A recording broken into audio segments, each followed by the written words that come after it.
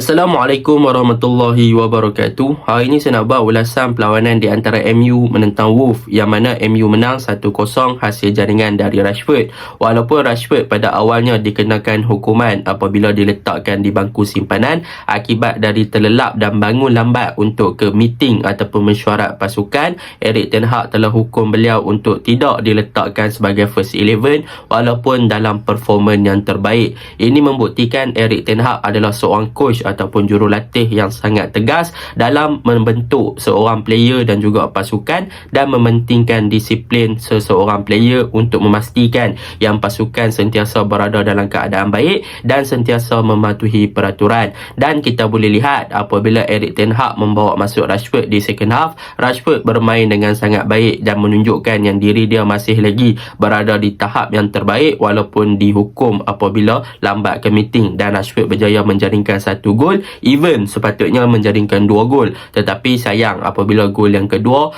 dibatalkan akibat dari handball. Baiklah, bukan itu yang ingin kita ceritakan. Kita ingin ceritakan tentang overall game ataupun analisis tentang perlawanan antara MU menentang Wolves pada perlawanan semalam.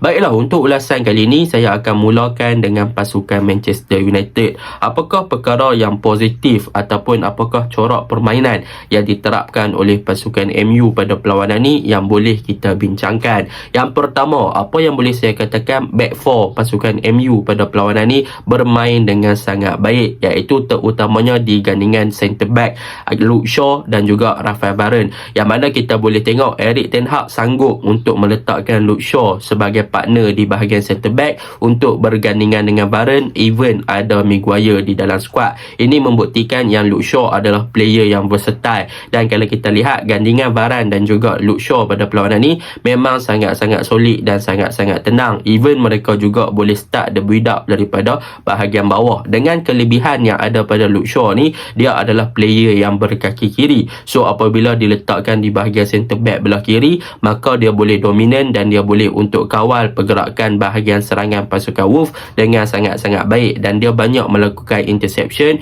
dan juga track back yang sangat bagus untuk memastikan yang Wolves tak boleh nak bermain dengan hantaran-hantaran true passing ataupun lebih kepada passing ke hadapan untuk mencari striker mereka seperti Podence ataupun Diogo Costa. Jadi memang kita boleh nampaklah back to pasukan MU ni ataupun centre back pasukan MU, Varane dan juga Shaw, menunjukkan performan yang sangat cemerlang in term of blocking, in term of interception dan juga daripada segi pembacaan game. Bahkan mereka berdua ni juga sangat bagus dalam combination untuk start build up play daripada bahagian bawah apabila mereka mempunyai kualiti passing yang sangat-sangat cemerlang lah, dan boleh dikatakan sangat-sangat accurate apabila kita boleh tengok Varane dan juga Luke Shaw mempunyai kualiti long passing apabila mereka sering menghantar bola-bola jauh ke Anthony ataupun Garnacho. Jadi kita boleh tengok passing yang dilakukan oleh mereka memang sangat-sangat bagus. Itu yang saya suka lah, yang pertama. Yang kedua, kalau kita berbicara tentang Aaron Wan-Bissaka dan Malaysia, yang mana boleh saya katakan kedua-dua player ni sebenarnya bermain dengan baik in term of defending. Terutamanya Wan-Bissaka, ini game yang kedua dia menunjukkan improvement yang sangat bagus bersama dengan skuad Erik ten Hag, yang mana kalau kita lihat pada perlawanan ni memang Wan-Bissaka bekerja keras untuk membantu bahagian pertahanan. Dia banyak buat tackling yang bagus untuk memastikan berapa serangan yang dilakukan oleh Wolves berjaya dipatahkan. Dia berjaya untuk blocking crossing yang dilakukan oleh winger Wolves dan sebagainya.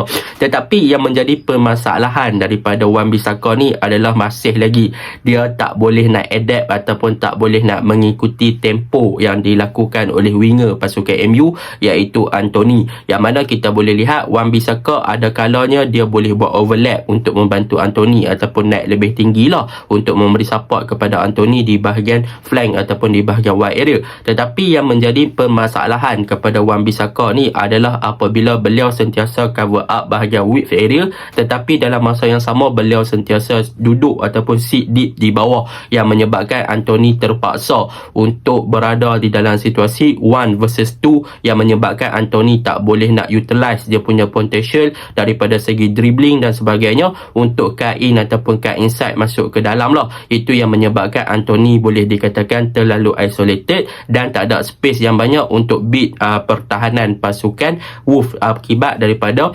Wan-Bissaka tak selalu naik untuk melakukan orang kata apa open space lah ataupun open game untuk support kepada Anthony. Kalau kita lihat perbezaan Wan-Bissaka dan juga Dalot, memang dia ada perbezaan yang ketara, yang mana Dalot in term of attacking ataupun boleh dikatakan Dalot adalah player yang lebih ofensif dan lebih bagus daripada segi off ball movement dan juga daripada segi create space di bahagian hadapan untuk attract pertahanan lawan fokus kepada beliau dan berjaya untuk createkan situasi kepada Anthony untuk sentiasa berada dalam situasi 1v1 berbanding Wan-Bissaka yang boleh dikatakan dia agak select lah kalau bahasa orang moden apabila dia ada dalam certain situation yang boleh dikatakan baru dia akan naik untuk overlap, tetapi sebaliknya boleh dikatakan lebih kepada sit deep dan lebih more to inverted ataupun ke bahagian tengah yang menyebabkan Anthony tak ada support yang banyak untuk create situasi 1v1 bersama dengan pertahanan lawan. Jadi Anthony tak isolated dan juga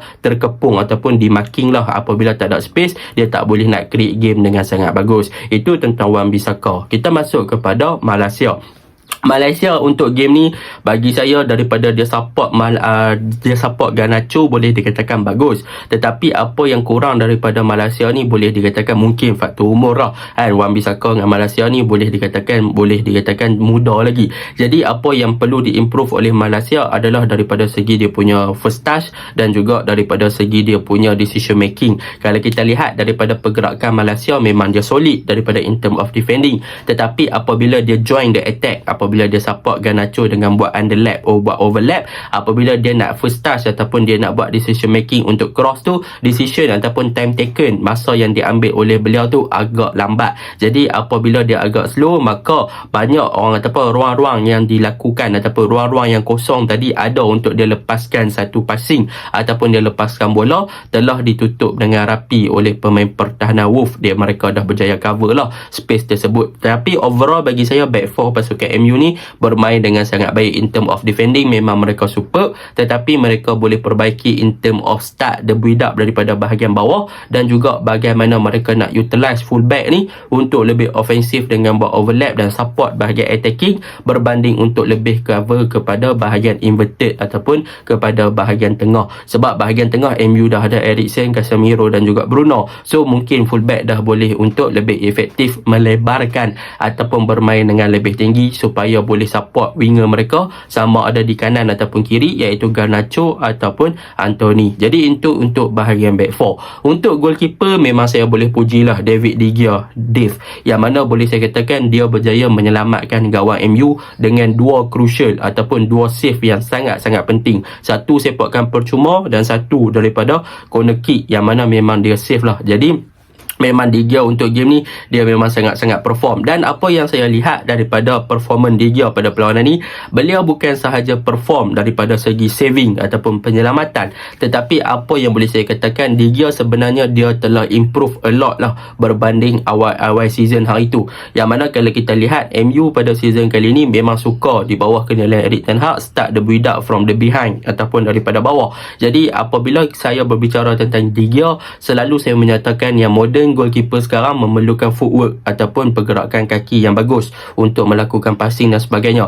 Dan untuk game ni apa yang boleh saya lihat adalah De Gea adalah seorang player ataupun seorang goalkeeper yang lebih berani untuk hold ball dan juga berani untuk pegang bola, dan dalam pada masa yang sama passing accuracy untuk dia buat long ball ataupun dia open game dan dia lebih tenang apabila di press oleh pemain-pemain Wolf. Nampaknya beliau boleh dikatakan telah improve dan juga performance dia meningkat naik daripada orang kata apa shot stopper, dan dalam masa yang sama dia meningkat naik untuk menjadi seorang modern goalkeeper ataupun ball playing goalkeeper lah. Kita boleh nampak footwork dia makin improve, dia punya gerakan passing makin improve dan sebagainya. So benda tu saya suka lah untuk De Gea. Dan untuk bahagian tengah pula, apa yang boleh kita katakan kepada pasukan MU pada perlawanan ni adalah mengenai Bruno, Eriksen dan juga Casemiro. Untuk game ni boleh saya katakan Casemiro bermain dengan sangat bagus in term of defensive midfielder, yang mana beliau banyak banyak intercept, beliau banyak melakukan tackling dan sebagainya. So dia banyak menghalang gerakan-gerakan yang dilakukan oleh bahagian tengah Wolves seperti gandingan Matheus Nunes,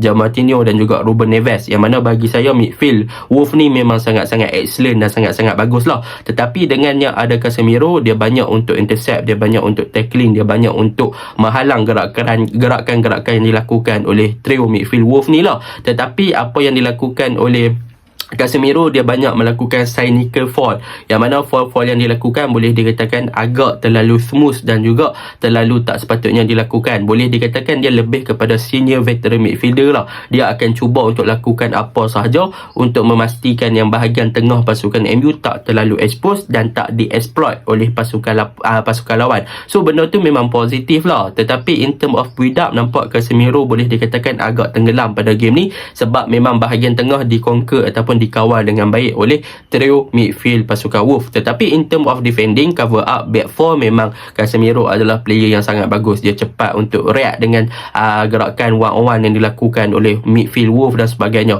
So benda tu positif lah untuk Casemiro. Cumanya untuk game ni, apa yang boleh saya katakan, Eriksen dan juga Bruno boleh dikatakan bermain di bawah below par, yang mana boleh dikatakan Bruno untuk game ni dia banyak drop deep ke bawah untuk ambil ataupun collect the ball lah, untuk progress the ball kepada bahagian atas. Tetapi yang menjadi masalah adalah Bruno game ni boleh dikatakan terlalu fancy, yang mana kalau kita lihat banyak gerakan-gerakan yang dilakukan oleh Bruno apabila cuba untuk memasuki final third pasukan lawan ataupun berada di kawasan attacking third, boleh dikatakan Bruno bermain terlalu fancy dan banyak kehilangan bola akibat daripada mistake mudah yang dilakukan. Tetapi kita tak boleh nak salahkan jugalah, sebab MU memang tak ada space nak create ataupun nak buka game. Tetapi Bruno terlalu hold ball lama sangat dan dia lambat nak release ball.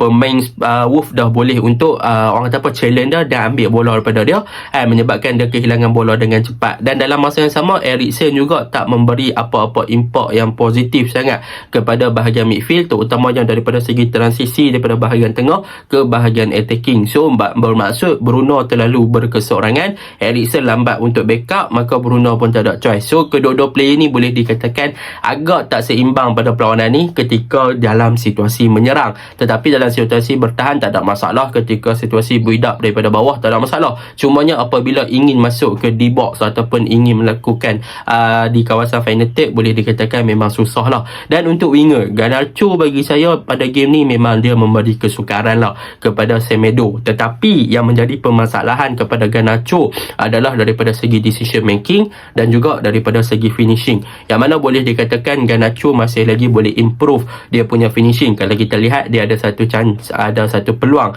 yang dia berjaya untuk rampas ataupun press apabila Semedo buat back pass tetapi sayang finishing dia agak kurang. Sepatutnya benda tu dah boleh gol, dia nak jadi Nunes juga, nak buat macam mana kan. Tetapi in term of keberanian dan juga work rate, dia berani untuk dapat bola, dia berani untuk one on one dengan Semedo, memang bagus. Dia banyak kali asak Semedo pun kerah halang dia banyak kali. So memang di bahagian kiri tu kita shock tengok Garnacho dengan Semedo.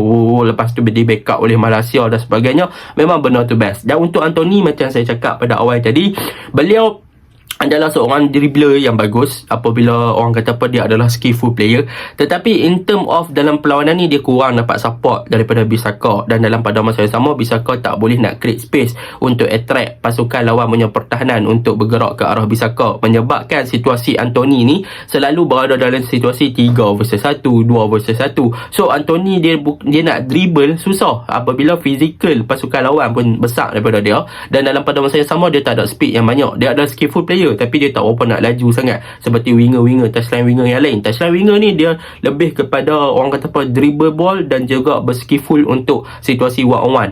Dia tak macam dengan Vinicius Junior, dia memang ada speed, dia ada pace, dia boleh ball control, so dia boleh beat pasukan lawan dengan kecepatan dia. Tapi Anthony dia lebih kepada skillful untuk cut inside. Tetapi kalau nak cut inside berhadapan dengan situasi 3 versus 1 ataupun 2 versus 1, memang susah. Pasukan lawan ada fizikal yang lebih besar dan juga ada kecepatan dan juga pembacaan game yang bagus. So Anthony susah nak buat game tu. So lepas ni mungkin Bissaka boleh influence untuk bergerak lebih atas dan juga memberi support dan juga create space lah kepada Anthony untuk cipta ruang lebih banyak kepada 1v1 kepada Anthony. Dan untuk game ni juga Martial boleh saya katakan Martial game lepas dia main baik, tapi game ni dia memang subpar, dia low par. Apabila Martial tak bermain dengan sangat baik, apabila sebagai number 9 dia tak boleh nak macam tu. Work rate untuk game ni agak rendah, pressing dia lakukan pun agak rendah, positioning dia lakukan pun agak kurang. So memang Martial tak perform game ni, dan kemasukan Rashford memberi impak yang positif kepada bahagian hadapan MU, yang mana Rashford ni kalau kita lihat gol pertama dia berada dalam small space. Tetapi apa perbezaan antara Rashford dan juga Martial? Kenapa Rashford boleh masuk dalam kotak penalti dan sebagainya adalah daripada segi physicality dan juga daripada segi body balance. Yang mana kalau kita lihat memang Rashford pada game ni dia tak boleh nak guna pace ataupun kecepatan dia dalam small area, sebab pemain-pemain Wolf dah tutup ruang tu. So apa yang dilakukan oleh Rashford sebagai gol yang pertama adalah dia guna fizikal dia guna body balance dia untuk dia lepas dua pertahanan pasukan Wolf untuk dia skor gol yang pertama untuk MU. Begitu juga dengan gol kedua, dalam compact area dia tak boleh nak guna kecepatan ataupun speed dia, so dia akan guna body balance. Tu perbezaan antara Rashford dan juga Martial, yang mana Rashford lebih ada body balance dan juga fizikal yang lebih bagus berbanding Martial yang tak ada speed dan juga tak ada body balance yang bagus. So benda tu agak kekurangan lah apabila Martial nak bermain di number 9. Dan apa yang boleh saya puji lagi, Fred masuk memang super. Boleh saya katakan bahagian tengah nampak lebih hidup lah apabila Fred masuk. And Fred ni work rate tinggi, dan dalam masa yang sama dia menstabilkan bahagian tengah apabila dia boleh cover up bahagian tengah dengan defend, dengan menyerang, kan? So benda tu memang positif side lah. Dan itu secara keseluruhannya MU sebenarnya bermain sangat baik in term of defending, tetapi masih lagi banyak masalah ketika menyerang. So benda tu kita boleh perbaiki lah, and untuk masa-masa akan datang. Dan untuk Wolf, saya memang respect Wolf trio midfield mereka memang solid. Matheus Nunes, Ruben Neves, João Martinho, saya memang respect lah. Ketiga-tiga Wolf ni memang padu. And kalau kita lihat, Wolf sebenarnya adalah pasukan yang lebih sabar ketika build up, yang mana mereka build up, mereka create daripada bawah, mereka play from the behind. So mereka slow build up daripada satu phase kepada satu phase, satu fasa ke satu fasa, dan mereka sangat-sangat cemerlang in term of open game, in term of orang kata apa, passing rate dan sebagainya. So memang mereka bagus lah, daripada fizikal yang lebih bagus untuk beat fizikal MU. Memang saya suka tengok lah Wolf punya transisi daripada bertahan ke menyerang tu. Dan untuk game ni, selain pada trio midfield, saya boleh puji Bueno. Bueno memang super lah sebelum digantikan oleh Nori, kan. Tapi Bueno tu dia main lawa, dia ada fizikal, dia berjaya untuk exploit Wan-Bissaka banyak kali. Even Wan-Bissaka boleh intercept dia punya ataupun tackling dia punya balik dan sebagainya. Tetapi Bueno memang menarik selain pada Neves dan juga Nunes. So itu je lah ulasan saya. MU deserve menang, dan Wolf sepatutnya boleh menang. Sayang lah finishing mereka agak kurang, dan juga diselamatkan oleh De Gea. Assalamualaikum.